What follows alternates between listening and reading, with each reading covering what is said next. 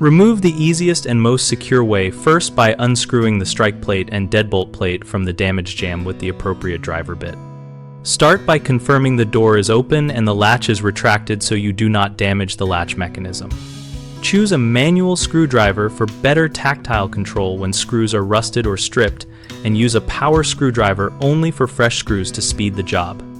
Match the driver bit exactly to the screw head to avoid cam out and rounded heads.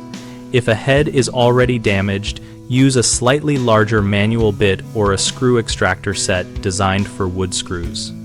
Support the plate with one hand while removing the last screw to prevent it from dropping into the jamb cavity where it can be difficult to retrieve.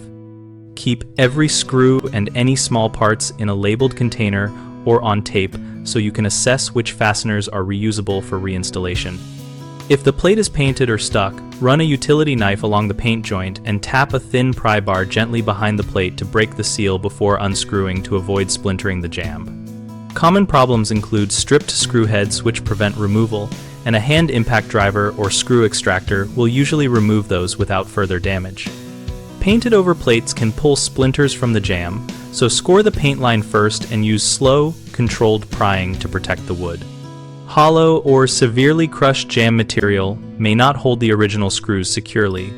Remove all hardware, clean the void, and fill with a high-density wood filler or install longer screws into the framing behind the jamb for a secure anchor. Our site, bighomeprojects.com, helps homeowners find local contractors who can complete jamb repairs and hardware replacement while sharing practical advice from others.